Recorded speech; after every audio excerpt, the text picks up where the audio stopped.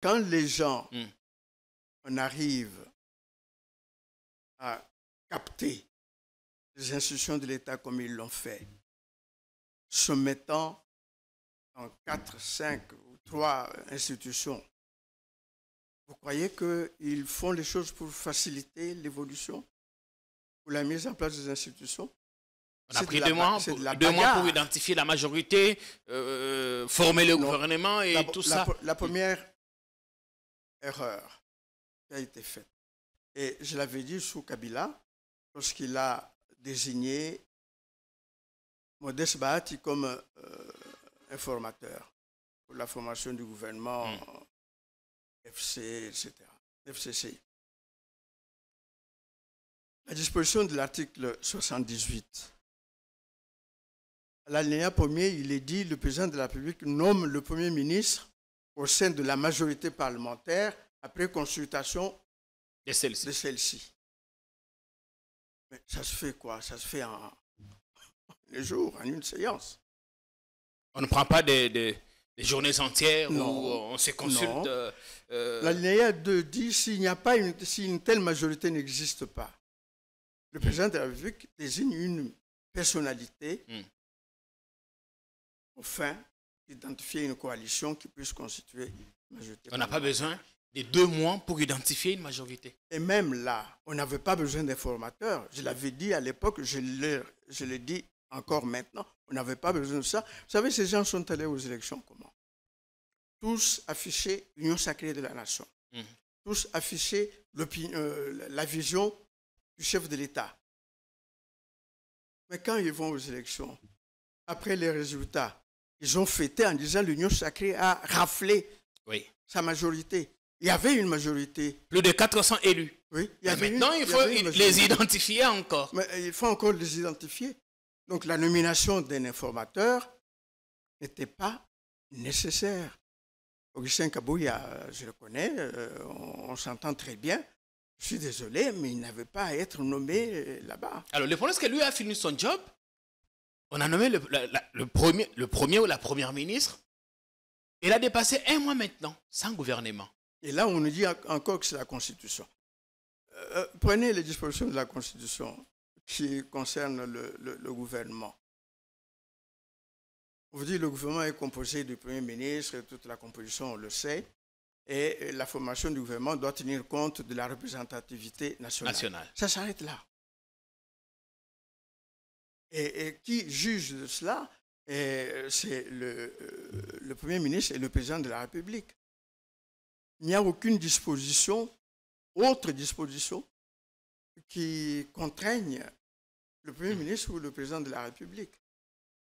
Mais les politiciens, et c'est en cela qu'ils sont pernicieux, ils ont trouvé le moyen de bloquer la machine et de faire croire quand même au Président de la République que c'est la Constitution qui bloque.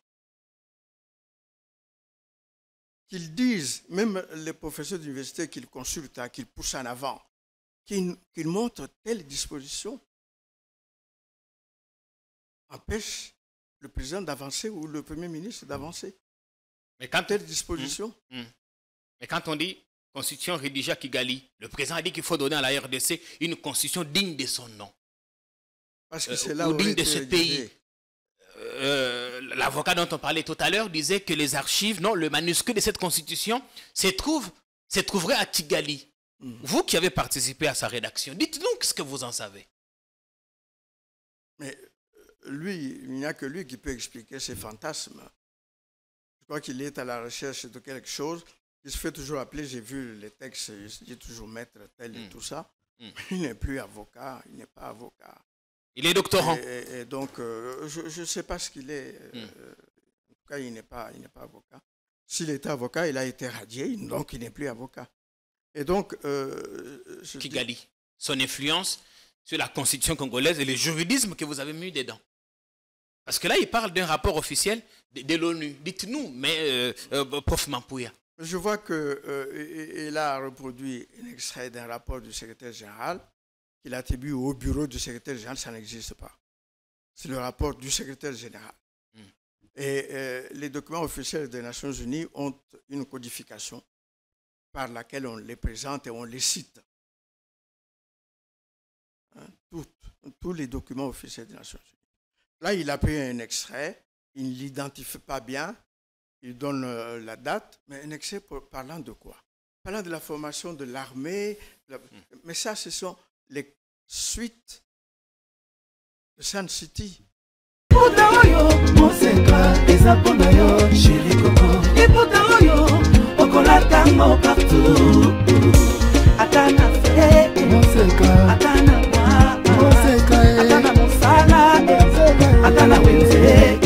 À 3.5, 4.5 ou 5.5 $, le wax de Maman Monseka vous rend inoubliable. Merci de nous contacter.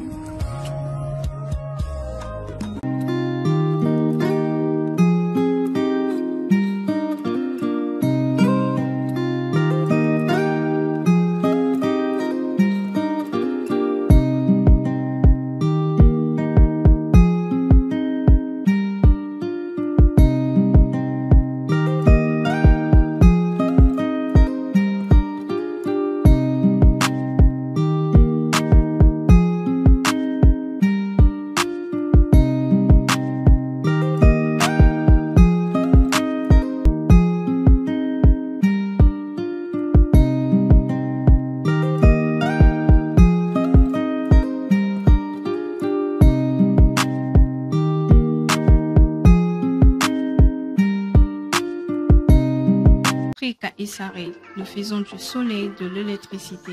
Nous avons des kits comme kit bilingue, kit gold, kit premium, kit diamant. Nous sommes situés à la 2e rue Limitée industrielle, en diagonale de l'église La Compassion, référence Mobile Métal. Pour plus de contacts, veuillez nous contacter au 082 19 71 737. Frika et Sarel. Nous faisons du soleil, de l'électricité. Non à la balkanisation de la République démocratique du Congo.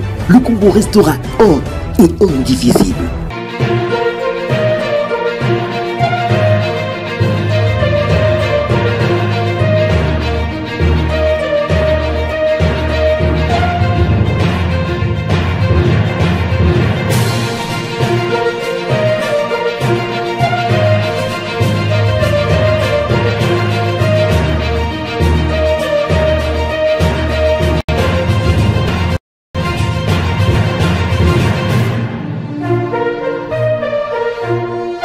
Soyez les bienvenus sur notre chaîne.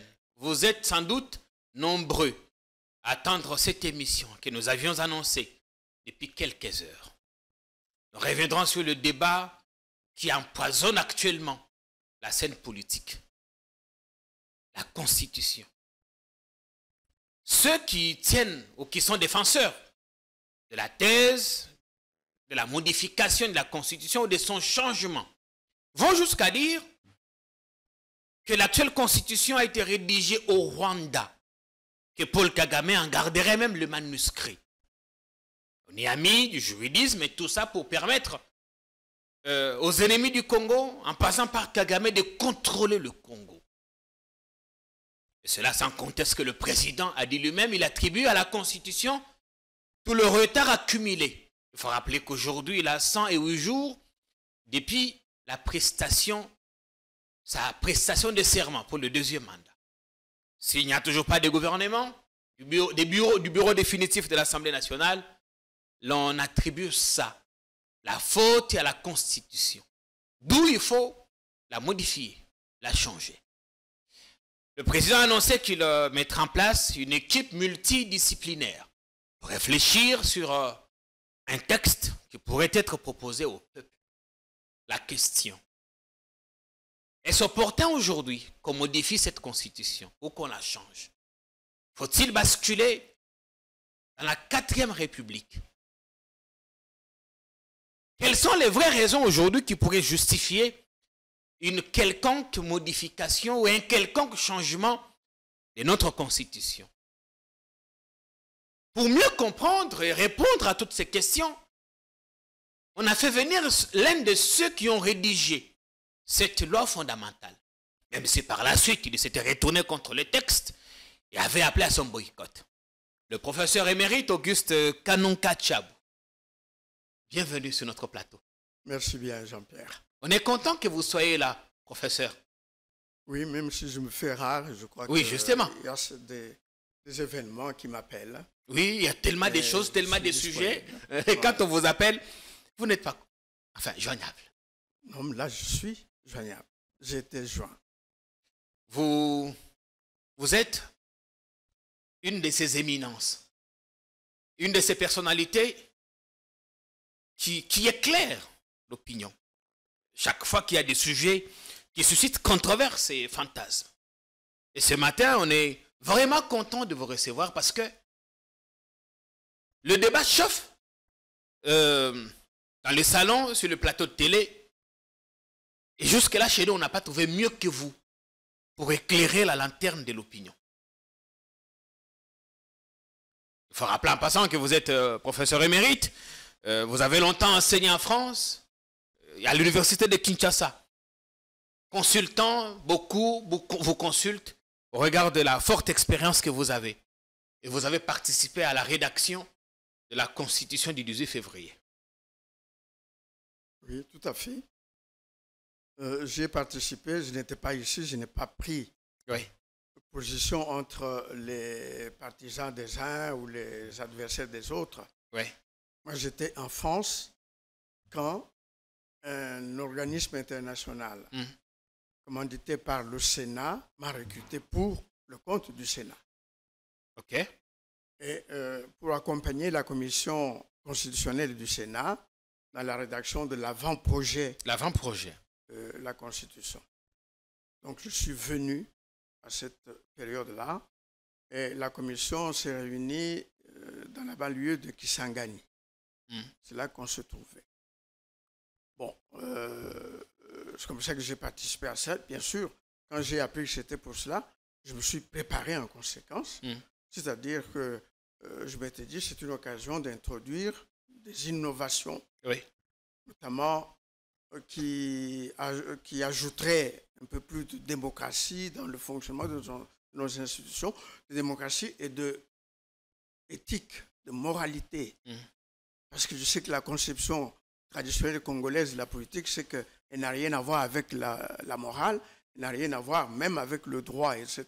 Donc, j'ai pris mes dispositions pour préparer certaines propositions, certaines idées dans les différents secteurs qu'on allait aborder. Je suis venu ici, j'ai participé à ces travaux à Kisangani avec une équipe de jeunes congolais dont faisait partie le professeur, le doyen Jean-Louis Essambo. Qui est devenu conseiller spécial du président. Je n'ai pas peu dire. Et c'est vrai que, comme on dit, c'est une constitution post-conflit, c'est évident. Il y avait un conflit. Quand il se termine, il n'y a pas de constitution, il fallait bien une constitution. Donc, au sens étymologique du terme, elle est post-conflit. Ça n'a pas d'influence sur le contenu nécessairement, je veux dire. Constitution post-conflit, mais pas une constitution des belligérants. Non, une constitution post-conflit. Mais il fallait bien des acteurs, des protagonistes. Il se trouvait qu'à cette époque, c'était les gens du gouvernement en place à Kinshasa, ceux qui l'ont combattu par les armes et ceux qui le combattaient politiquement sur place. L'opposition non armée et la société civile. Et la société civile. Je ne sais pas comment ces bons esprits veulent inventer d'autres acteurs que ceux-là. Après l'avant-projet est venue quelle étape? Les institutions ont récupéré, les décideurs ont récupéré l'avant-projet, en ont fait véritablement l'avant-projet au niveau du Sénat, et puis le projet au niveau de l'Assemblée nationale a été soumis alors après au référendum. Je voudrais bien parler de ces choses parce que dans votre introduction, vous indiquez bien les justifications que certains avancent pour modifier la Constitution. D'abord, il faut éviter, il n'y a pas de fétichisme là-dedans. Toute Constitution est révisable, toute Constitution peut être révisée. Donc, ce n'est pas sorcier de dire qu'il faut la modifier. Moi, je suis même parmi les demandeurs depuis longtemps de la modification de la Constitution, donc ça ne me gêne pas. Ce qui me gêne, moi, c'est les justifications qui sont avancées. C'est du n'importe quoi. On dit que cette Constitution, au-delà d'être une Constitution des belligérants, d'après ce que le disent, a été rédigée à Kigali. Ça, c'est un monsieur qui se présente, qui dit être avocat, qui l'affirme sur les réseaux sociaux. Constitution j'ai lu ce monsieur. Rédigé à Kigali, et Paul Kagame en détiendrait les manuscrits. Ah non, il a même dit qu'il le détient, lui, des informations officielles. Officielles des Nations Unies, oui. Je crois que... Et ce texte a été largement partagé sur les réseaux sociaux. Ça, ce sont des fantasmes. Et puis, il y a des gens... Et puis, moi, j'ai eu, en plus de cela, j'ai eu des audios que ce monsieur partage avec d'autres personnes où il me met en cause. Mais moi, j'en ai marre que des gens, pour obtenir un emploi, me montent sur le dos quand même. Il est temps qu'on arrête. Il y a quelque temps, il y en a qui passaient sur toutes les chaînes pour broyer et manger du mampouya afin d'obtenir un poste. Quelques-uns ont obtenu le poste, bon, très bien pour eux. Mais ça ne doit pas être à mon détriment, en tout cas au détriment de ma personnalité. Je ne me bagarre pas avec eux pour avoir des postes. Alors qu'ils sachent utiliser leur intelligence, s'ils sont intelligents, pour se faire vendre auprès des autorités qui nomment, qui donnent des postes. Alors, ce monsieur, j'ai lu ces histoires dans les réseaux sociaux, je me suis renseigné. Si c'était vraiment un avocat, même s'occupant des affaires de divorce ou des parcelles, je pourrais encore discuter avec lui. Mais il n'est même pas avocat. C'est un faux avocat. Donc, je n'ai pas à discuter avec lui. Moi, ce qui me préoccupe, c'est que les gens ont mis, notamment dans la bouche du président de la République, les gens n'ont plus de respect pour l'autorité. Alors, comment... Il n'est plus avocat. Il s'appelle Bélard David. Bélard David. Bélard David. Il y a des Congolais qui ont des noms comme ça. Ils n'ont pas de nom bantou. Bon, mais enfin, ça montre le complexe du bonhomme. Non.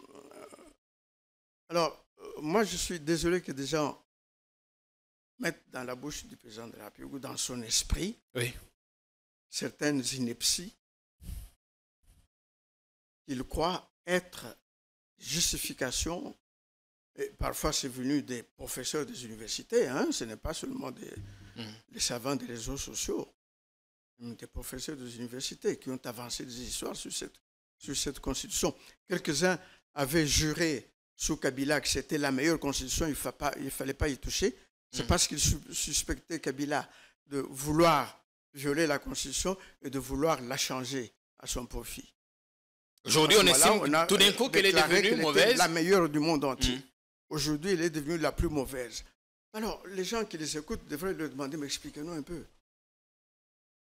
Pourquoi elle est la meilleure, pourquoi elle est la plus mauvaise, pourquoi il faut la changer. C'est là tout le débat. Les choses changent au gré des intérêts. Alors, avant, j'en parle parce que le président de la République a enfin manifesté sa volonté de modifier la Constitution.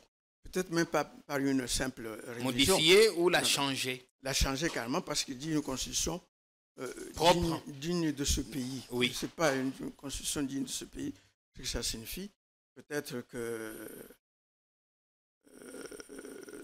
ceux qui vont la rédiger, parce qu'il a parlé d'une commission, nous expliqueront dans l'exposé de motifs, dans le mémoire explicatif, en quoi il sera digne de ce pays.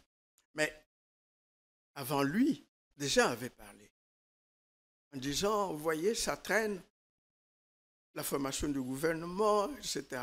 C'est parce que il y a dans la Constitution des dispositions lourdes qui empêchent le président d'agir, etc. Et maintenant, le Premier ministre, qui empêche le Premier ministre d'agir, et c'est la Constitution. Moi, à l'époque, c'est quand on les reposait, l'exemple sénégalais, où les choses sont allées un peu plus vite. Mais c'est parce qu'il n'y a pas les Sénégalais, c'est les Sénégalais. Ici, oui, ils ont dit, non, mais chez nous, le problème, c'est la Constitution. Ici, il n'y a pas les Sénégalais. S'il y a les politiciens traditionnels congolais. Alors, moi, je ne voudrais pas entrer dans un raisonnement philosophique ou technique trop long. Je voudrais savoir qu'on me dise, qu'on explique aux gens, parce qu'il faut respecter le public congolais. Quand on lui dit des choses, il faut le respecter et lui expliquer les choses, parce qu'il est apte, il peut comprendre. Je voudrais, mais les Congolais ont eux-mêmes compris. Pourquoi l'Assemblée nationale n'a pas son bureau définitif jusqu'à présent? Est-ce que c'est la Constitution? Et quelle est la disposition de la Constitution qui empêche la mise en place du bureau définitif de la Constitution de l'Assemblée nationale? Il n'y en a pas. Qu'est-ce qui empêche la mise en place du bureau? C'est le comportement des politiciens, leur appétit glouton, leur propension à se servir et à se battre pour être servi. Et quand on parle de gâteau, on est étonné, mais pour eux, il ne s'agit que de cela. Pour eux, l'État congolais est un gros gâteau. Un gros gâteau. Et chacun doit avoir sa part. Oui, pour moi, je ne crois pas dans ces gens comme ayant une idée de l'État, de la nation. Non. Ils voient un gros gâteau sur la table. Ils se mettent autour pour se le partager. Mais quand le président dit ça, a-t-il été induit en erreur? C'est à cela qu'on assiste depuis plus de 100 jours. Le président a été induit en erreur. Moi, je vais parler très clairement. Je n'ai pas la langue de bois. Oui. Moi, je ne suis pas quelqu'un qui est accepté ou qui est exigé que le président de la République soit le plus grand savant du monde. Un président de la République n'a pas à être savant dans tous les domaines. Oui. En particulier, il n'a pas à maîtriser les techniques, les fioritures de certaines techniques juridiques pour diriger un État. Il a à son service l'ensemble de l'appareil de l'État, avec ses conseillers, avec ses consultants, avec ses techniciens. C'est pour ça que pour moi, ça n'a jamais été une question fétiche de dire le président de la République, même cette histoire du niveau d'études dans les conditions. Quand on a discuté de ces choses, moi, je n'étais pas parmi les plus exigeants. Hein. Ça, je dois vous le dire. Okay. Tout en ayant moi-même atteint le plus haut degré de formation universitaire, je n'étais pas exigeant que le président de la République soit le plus grand savant du monde. Donc, il y a des gens qui sont là, que la République, je pourrais dire le président, paye grassement pour être autour du président. Il y en a qui le conseillent dans des organes, dans des institutions, il y en a qui le conseillent un peu officieusement, mais tous ces gens sont rémunérés par le budget national. Et ce sont eux qui croient que pour garder cette posture-là, ils doivent sortir des inanités, ils doivent sortir des inepties pour plaire au président, tout en le mettant en erreur, en l'induisant en erreur. Avant le président, quelqu'un était sorti pour dire, pour justifier le retard et tout ça. Tout ça, c'est la Constitution, il faut l'enlever. Cette Constitution, enfin, je vous ai dit, en commençant, que je suis parmi ceux qui se sont battus pour ne même pas adopter cette Constitution. Oui, évidemment, vous avez participé à la rédaction de l'avant-projet et ensuite, vous vous êtes rétracté. Vous avez battu campagne contre les référendums. Oui, c'est dans la presse, dans les médias, Wikipédia l'avait dit, et continue de le maintenir, que j'ai combattu cette Constitution. Ça paraît paradoxal. Ayant participé à sa rédaction, je combatte. Et que par la suite, on la combatte, oui. Oui. Mais tout simplement parce que certaines orientations, certaines propositions innovantes qu'on avait faites ont été rejetées par les décideurs quand les institutions ont récupéré le draft. Ils ont regagné leur conception traditionnelle. Et moi, à l'époque, je donnais les raisons pour lesquelles je m'écartais de cette Constitution. j'aimerais que ceux qui disent aujourd'hui les mauvaises disent en quoi. C'est comme ça qu'un juriste fonctionne. Il dit telle disposition empêche le président d'agir. Telle disposition, si on ne l'avait pas mise, le président aurait déjà fait ceci. Mais le parlons, aurait déjà mais le cas le plus récent, c'est celui de la mise en place de nouvelles institutions. Les animateurs de nouvelles institutions issus des dernières élections. Mais vous, et ça, le président lui-même en parlait. Oui. Comme observateur, vous savez ce qui empêche ça. Ce sont les bagarres entre eux. Et puis... Analysons d'abord les raisons que les uns et les autres évoquent avant de passer à autre chose. Quand les gens, on arrive à capter les institutions de l'État comme ils l'ont fait, se mettant en 4, 5 ou 3 institutions, vous croyez qu'ils font les choses pour faciliter l'évolution, pour la mise en place des institutions? On a pris 2 mois pour identifier la majorité, former le gouvernement et tout ça. La première erreur qui a été faite, et je l'avais dit sous Kabila, lorsqu'il a désigné Modeste Bahati comme informateur pour la formation du gouvernement FC, etc., FCC. La disposition de l'article 78. À l'alinéa 1er, il est dit le président de la République nomme le Premier ministre au sein de la majorité parlementaire après consultation de celle-ci. Mais ça se fait quoi? Ça se fait en un jour, en une séance. On ne prend pas des journées entières où on se consulte. L'alinéa 2 dit si une telle majorité n'existe pas, le président de la République désigne une personnalité au fin d'identifier une coalition qui puisse constituer une majorité. On n'a pas besoin de 2 mois pour identifier une majorité. Et même là, on n'avait pas besoin d'informateurs. Je l'avais dit à l'époque, je le dis encore maintenant, on n'avait pas besoin de ça. Vous savez, ces gens sont allés aux élections comment? Tous affichaient l'union sacrée de la nation. Tous affichaient la vision du chef de l'État. Mais quand ils vont aux élections, après les résultats, ils ont fêté en disant l'union sacrée a raflé sa majorité. Il y avait une majorité. Plus de 400 élus. Oui. Maintenant, il faut les identifier encore. Mais il faut encore les identifier. Donc la nomination d'un informateur n'était pas nécessaire. Augustin Kabouya, je le connais, on s'entend très bien. Je suis désolé, mais il n'avait pas à être nommé là-bas. Alors le problème, c'est que lui a fini son job. On a nommé le premier ou la première ministre. Il a dépassé 1 mois maintenant, sans gouvernement. Et là, on nous dit encore que c'est la Constitution. Prenez les dispositions de la Constitution qui concernent le gouvernement. On vous dit que le gouvernement est composé du Premier ministre, et toute la composition, on le sait, et la formation du gouvernement doit tenir compte de la représentativité nationale. Ça s'arrête là. Et qui juge de cela, c'est le Premier ministre et le Président de la République. Il n'y a aucune autre disposition qui contraigne le Premier ministre ou le Président de la République.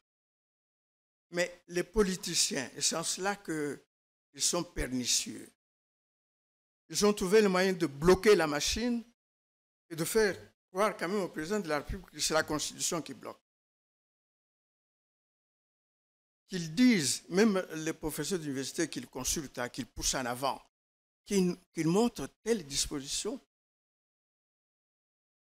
empêche le président d'avancer ou le Premier ministre d'avancer. Mais quand telle disposition. Mais quand on dit constitution rédigée à Kigali, le président a dit qu'il faut donner à la RDC une constitution digne de son nom. Parce que c'est là ou où digne de ce pays. L'avocat dont on parlait tout à l'heure disait que les archives, non, le manuscrit de cette constitution se trouverait à Kigali. Vous qui avez participé à sa rédaction, dites-nous ce que vous en savez. Mais lui, il n'y a que lui qui peut expliquer ses fantasmes. Je crois qu'il est à la recherche de quelque chose. Il se fait toujours appeler, j'ai vu les textes, il dit toujours maître tel et tout ça. Il n'est plus avocat, il n'est pas avocat. Il est doctorant. Et donc, je ne sais pas ce qu'il est. En tout cas, il n'est pas avocat. S'il était avocat, il a été radié, donc il n'est plus avocat. Et donc, Kigali, son influence sur la constitution congolaise et le juridisme que vous avez mis dedans. Parce que là, il parle d'un rapport officiel de l'ONU. Dites-nous, mais Prof Mampouya. Je vois qu'il a reproduit un extrait d'un rapport du secrétaire général qu'il attribue au bureau du secrétaire général. Ça n'existe pas. C'est le rapport du secrétaire général. Et les documents officiels des Nations Unies ont une codification par laquelle on les présente et on les cite.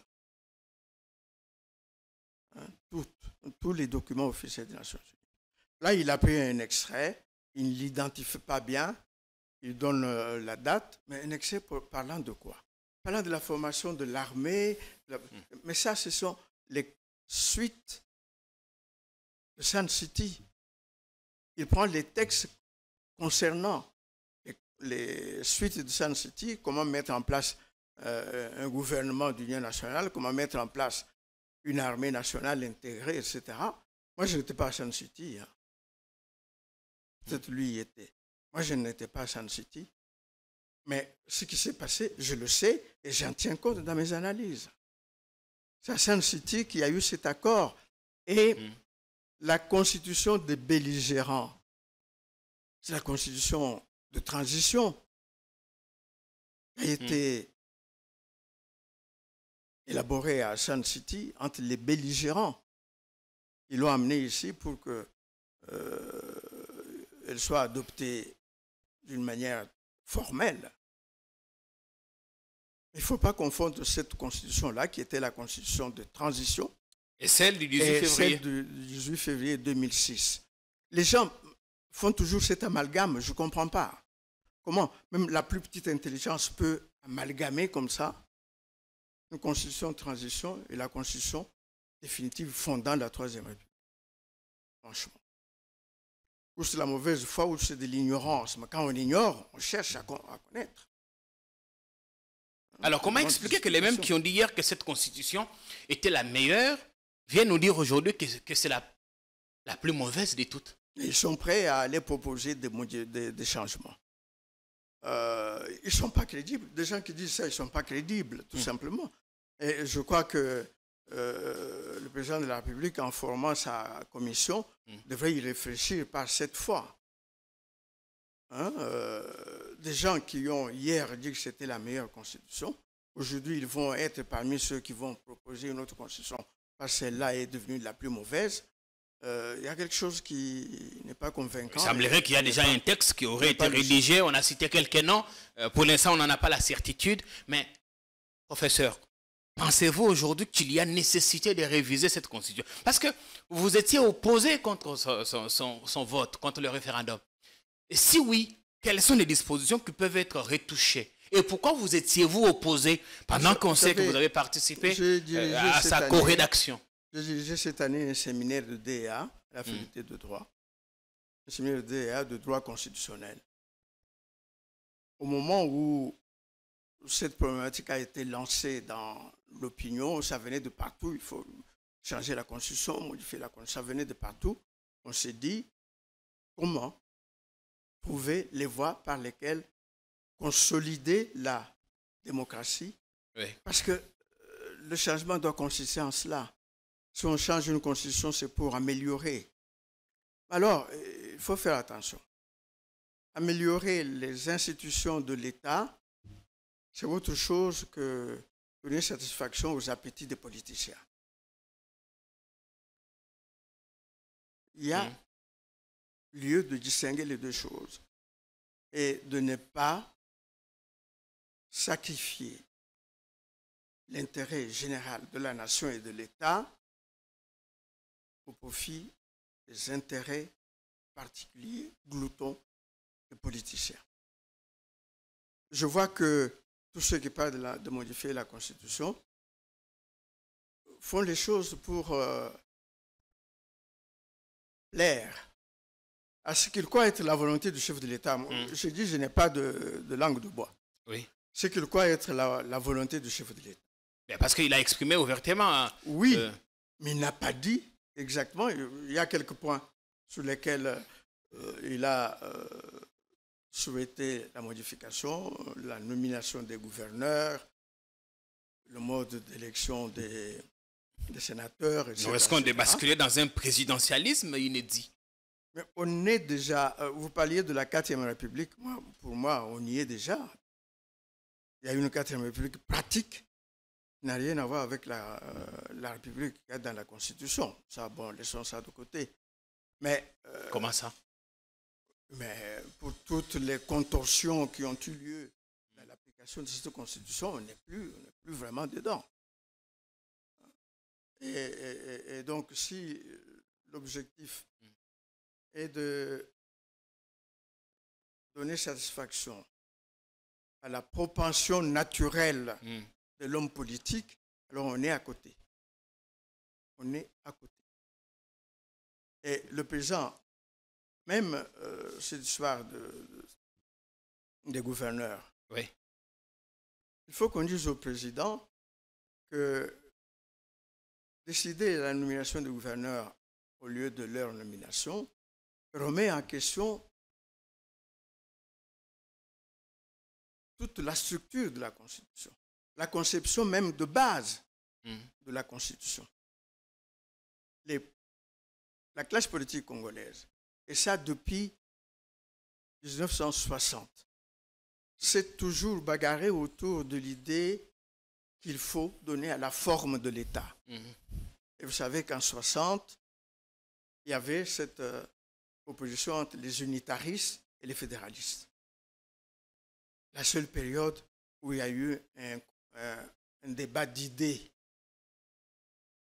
Et ces gens de l'indépendance, on les a appelés primériens, ils n'avaient pas des gros diplômes universitaires. Ils n'avaient pas fait de grandes études. Mais ce sont les seuls qui aient mené un débat intellectuel dans ce pays. Depuis, avec les gros diplômes, les universitaires, les multidocteurs et tout ça, on est dans la bassesse matérielle. On n'est pas dans un débat d'idées. Et donc, la grande bagarre, si l'on peut dire, c'est la forme de l'État. Même la loi fondamentale avait déjà adopté ce qui est aujourd'hui là. Parce que la loi fondamentale était très proche du fédéralisme.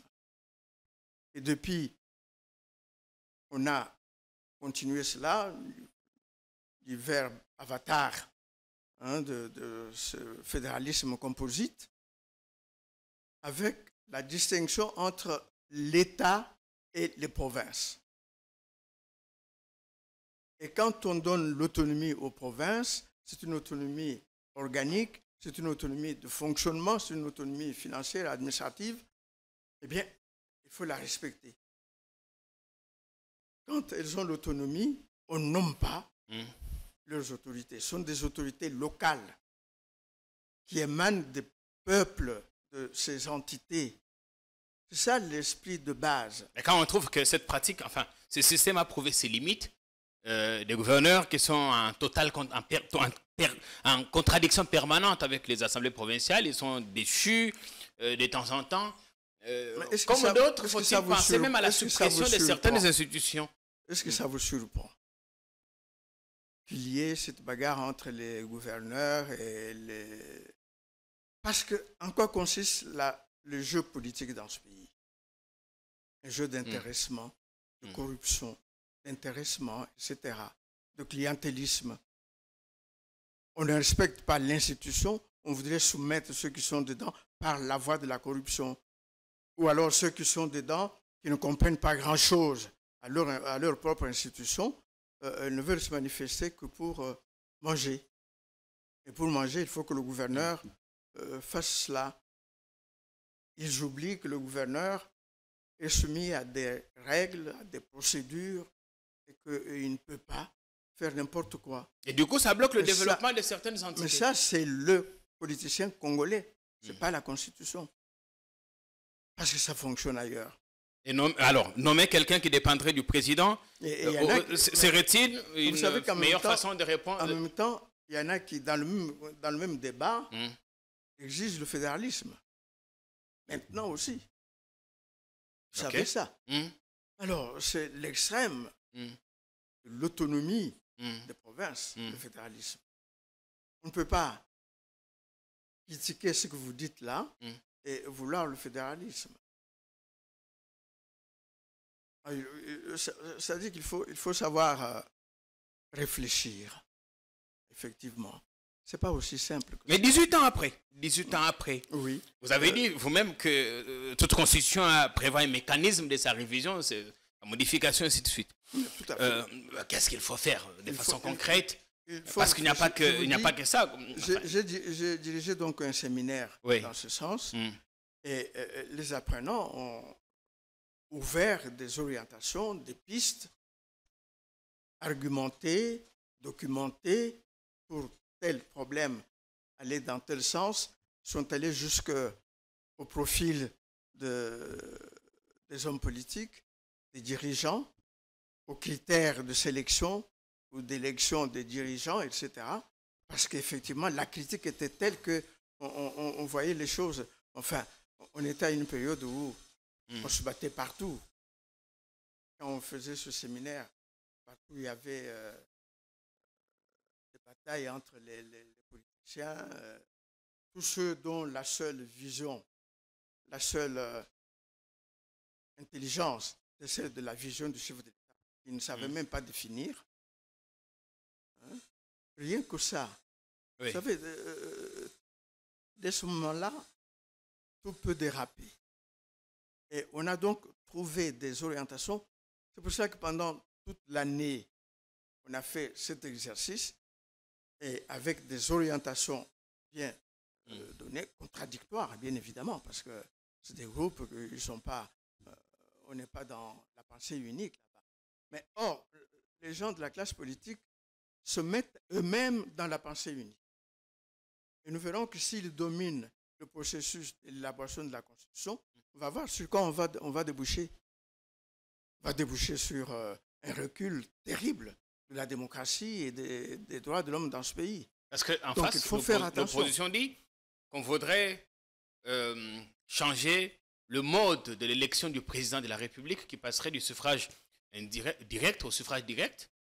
En soi, le suffrage indirect n'est pas mauvais, en soi. Et là aussi, c'est parce qu'on se dit, comme ce sera des députés, on va les corrompre. On connaît évidemment le degré de moralité de nos élus. Et même comment les élections législatives sont organisées. Comment certains arrivent à les gagner. Ça, on a vu. Oui. On a la réponse à cette question. On l'a vu. Sur l'expérience du terrain, on l'a vu. On n'a pas à faire des démonstrations ou des dissertations là-dessus. Et donc, je crois qu'il faut beaucoup réfléchir. Ce ne sont pas des choses qu'on fait en une ou deux ou trois réunions.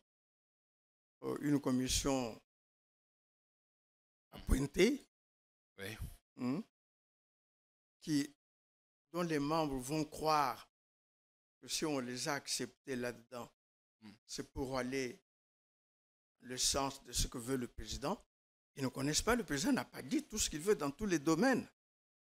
Mais eux, ils vont aller à la rencontre de la volonté supposée du président. Vous savez, à Paris, il a dit à 2 reprises aux Congolais là-bas, ne me poussez pas à la dictature, à devenir un dictateur. Ouais. Ce sont des gens comme ça qui poussent à la dictature. Et j'espère que le président va continuer à être vigilant et que la réponse qu'il a donnée à Paris n'est pas circonstancielle, elle est permanente. Est-ce que vous les voyez être tentés par un 3e mandat frauduleux? Enfin, illégal, ou peut-être qu'en changeant la Constitution, on répartirait à zéro, qu'il s'offrirait encore la possibilité d'être candidat après 2028? Cette disposition de l'article 70, deuxième alinéa, ou même le premier alinéa déjà qui indique que le président est élu pour un mandat de 5 ans renouvelable une fois. Une seule fois. Il peut s'interpréter. Il peut s'interpréter, mais jamais quand des mandats se succèdent comme ça. Il peut s'interpréter dans le cas où, étant déjà parti, il serait tenté de... Comme Kabila, il peut? Là, il y a interprétation à faire. J'ai déjà discuté de cette question avec beaucoup d'autres personnes. Je dis, mais ça dépendra de l'interprétation qu'on va privilégier. Parce qu'on peut dire que 2 mandats successifs, on peut dire 2 mandats de manière absolue. Oui. Mais ça s'interprète. Parce qu'on peut dire que la disposition de la Constitution sous-entend 2 mandats successifs. Et lorsque on renouvelle un mandat, c'est qu'on vient de sortir du mandat. Mais quand on a déjà quitté il y a longtemps, on ne vient pas renouveler, on vient demander un nouveau mandat. Je voulais tout simplement dire que ça peut s'interpréter. OK. Hein? Ça peut s'interpréter. Et tout pourrait dépendre de quel côté se pencherait les juges. Voilà, du rapport de force. Ouais. Quel est le protagoniste qui va pouvoir imposer sa vision, son interprétation. Mais qu'on arrête de faire dire au président, c'est la Constitution qui bloque depuis 100 ans, 100 jours, l'évolution de la mise en place des institutions. Tout le peuple congolais comprend déjà. On ne peut pas lui raconter des balivernes. Il connaît déjà son personnel politique, le peuple congolais. Ce qui se passe à l'Assemblée nationale n'a rien à voir avec la Constitution. Ce qui se passe dans les provinces, quand ils se bagarrent autour du bureau provisoire, du bureau d'âge, du bureau définitif, ça n'a rien à voir avec la Constitution. Et ceux qui disent ça, ils disent au peuple congolais, voilà, telle disposition de la Constitution dit ceci. C'est elle qui empêche. Ça n'existe pas. Qu'on ait 2 premiers ministres aujourd'hui, ça, c'est pas encore une fois la Constitution. La Constitution ne dit ça nulle part. Ça, vous savez, ça peut se faire en un jour. Et les consultations que fait le Premier ministre avec la classe politique n'ont pas besoin d'un mois. Et est-ce qu'on a besoin de rencontrer chaque groupe, etc. On sait qu'ils sont de la majorité présidentielle, de la majorité parlementaire. Est-ce qu'on a à rencontrer chaque groupe? C'est ça qui traîne, ce n'est pas dans la Constitution. Ces consultations ne sont même pas prévues par la Constitution. La seule consultation que peut voir la Constitution, c'est celle entre le président de la République et la majorité parlementaire pour désigner le Premier ministre. Ce niveau-là a déjà été dépassé parce que le président a déjà désigné le Premier ministre. Je ne suis pas sûr qu'il y ait eu consultation, mais il l'a fait. Donc ça peut se faire très rapidement. Il faut qu'on arrête quand même. Hein. La bêtise a des limites. On arrête de laisser prospérer la bêtise. La bêtise a des limites, effectivement. Maintenant, on peut reprocher de mauvaises solutions qui étaient dans la Constitution. J'ai vu, il y a 2 jeunes gens qui ont tenté quelque chose pour montrer les signes de méfiance dans la Constitution. Il y a un magistrat que j'aime bien, que je connais, un bon magistrat, un très haut magistrat, que j'aime bien, qui est dans cet essai-là. Ils ont publié un article ensemble, ils ont l'intention de publier même un ouvrage. Mais il ne faut pas oublier que ce qu'ils appellent les dispositions qui marquent la méfiance, mais quand des politiciens se rencontrent, vous croyez qu'il y a la confiance totale? Et puis, il ne faut pas oublier que nous venons après une longue période. Ce sont des gens qui n'ont peut-être pas bien suivi la conférence nationale souveraine, qui a produit un projet de constitution. À la conférence nationale souveraine, on remettait en cause tout ce qui s'était passé avant, c'est-à-dire sous Mobutu. Et c'est le cas de dire chat échaudé. Hein? Oui. C'est le cas de le dire. Quand on a connu et évalué, jugé la dictature, on a voulu vraiment barricader pour qu'elle ne revienne pas. D'où la CNS et le projet de constitution de la CNS. Les gens lisent ce projet. il allait à l'encontre de tout ce qui était dans les projets antérieurs, justement pour éviter le retour de la dictature. De la dictature. Il ne faut pas laisser des ouvertures à la dictature. Et lorsqu'il y a eu ce conflit, et Sun City, la Constitution devait tout faire. La Constitution de transition avait pour objet de mettre les gens ensemble. Comme ça qu'il a fait ce régime 1+4, etc. Mais on tient compte du passé. On tient compte de ce qui vient de se passer et qu'on ne veut pas voir revenir. Donc ça a toujours un impact dans l'élaboration de la Constitution. Et s'il y a certaines dispositions, et dans le projet de ce magistrat et son ami, j'ai bien apprécié l'initiative, mais c'est justement les points qui marquaient une avancée de la démocratisation. Notamment, ils disent la limitation du nombre de mandats. C'est un signe de méfiance. Mais c'est une tendance qui s'est manifestée à travers toute l'Afrique. Oui. Et effectivement, on combat toute possibilité de retour à la dictature. Déjà, le pouvoir corrompt. Le pouvoir en soi. Le pouvoir trop long corrompt longuement et pire encore. Le pouvoir absolu corrompt absolument. Ça, c'est Montesquieu qui le dit. Ce n'est pas parce que c'est un occidental, mais c'est la pensée, on pourrait dire, universelle, on le constate partout. Mais ces choses-là, il fallait introduire certaines dispositions qui empêchent qu'on revienne à cela. Quelqu'un qui reste au pouvoir trop longtemps, il est clair qu'en cours de route, il devient dictateur. Vous allez le constater. Quand il aura été identifié au pouvoir, le pouvoir aura été identifié à cet individu et que ce pouvoir aura été non seulement personnalisé, mais personnifié dans l'individu. On est en pleine dictature. Et avec la veulerie d'une majorité de la classe politique congolaise, qui sont tout le temps à adorer le pouvoir, le chef, ils vont eux-mêmes ouvrir les grands boulevards des autoroutes à la dictature. Bref, aujourd'hui, il faut laisser cette constitution dans... Non, s'il y a des choses à changer, et moi, j'en ai, hein, mais apparemment, ça ne intéresse pas beaucoup les politiciens. Moi, je m'étais écarté de ce projet. Pourquoi? Pour un certain nombre de choses.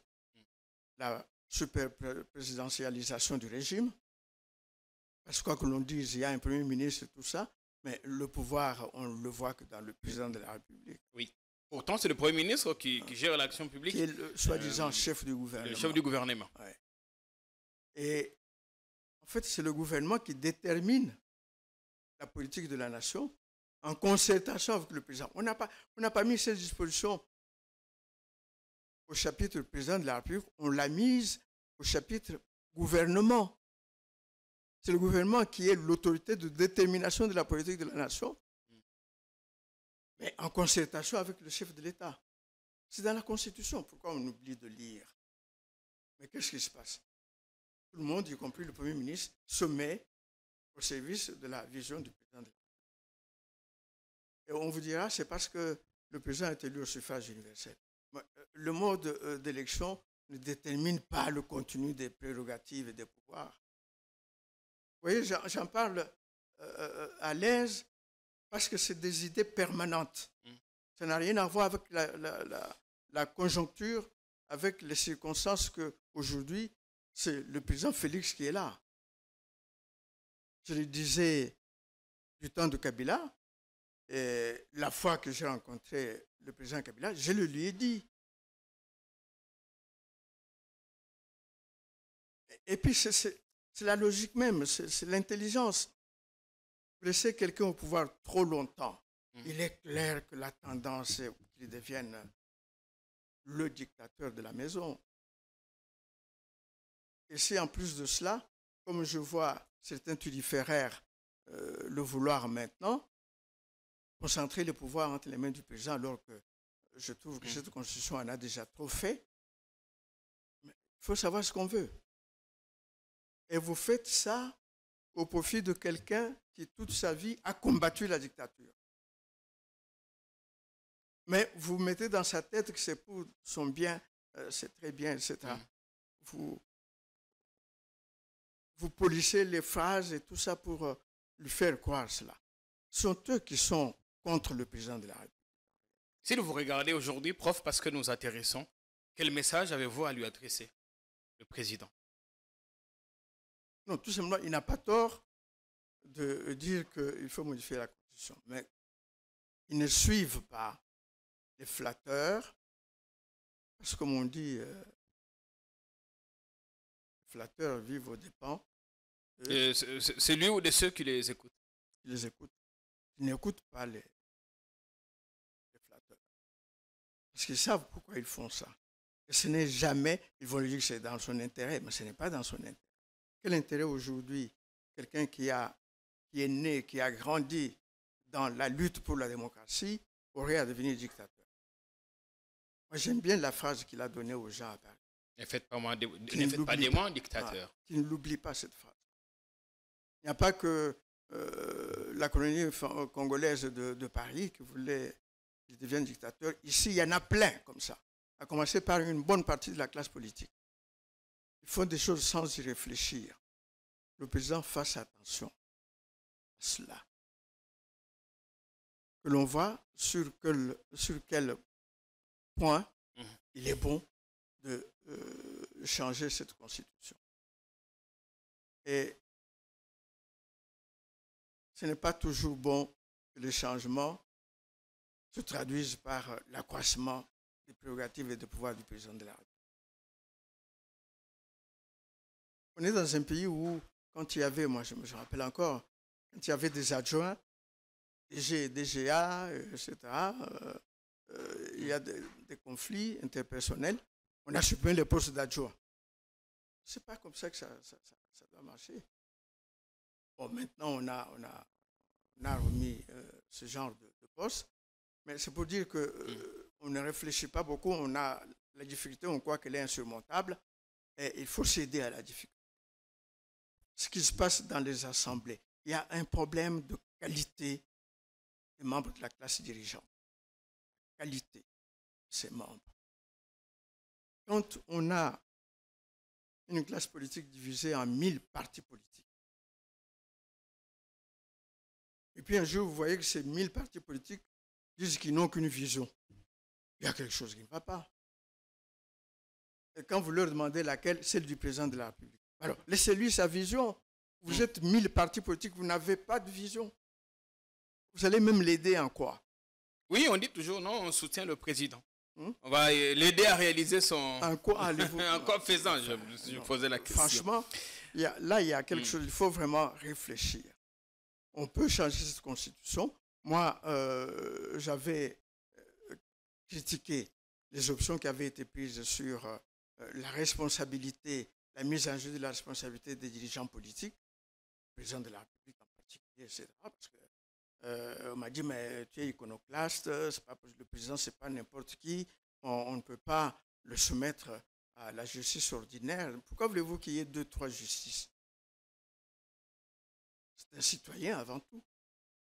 Et comme chaque citoyen, il est soumis aux obligations de son État. Le citoyen qui est fonctionnaire est soumis aux obligations de fonctionnaire. Le citoyen qui est président de la République est soumis aux conditions, aux obligations de son État de président de la République. Donc, il doit s'y soumettre. Quand il y a défaillance, pourquoi voulez-vous qu'il y ait des juges supérieurs, des juges extraordinaires pour le président de la République, ou des juridictions spéciales? J'ai cédé sur un point.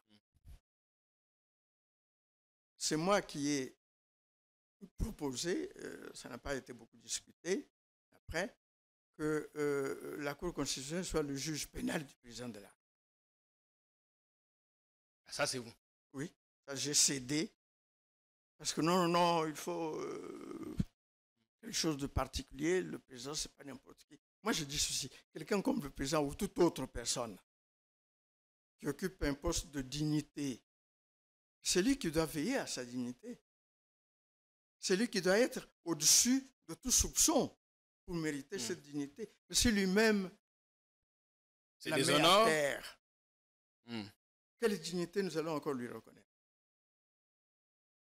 Voilà mon raisonnement, il est tout simple. Il n'est pas philosophique, non, il est simple.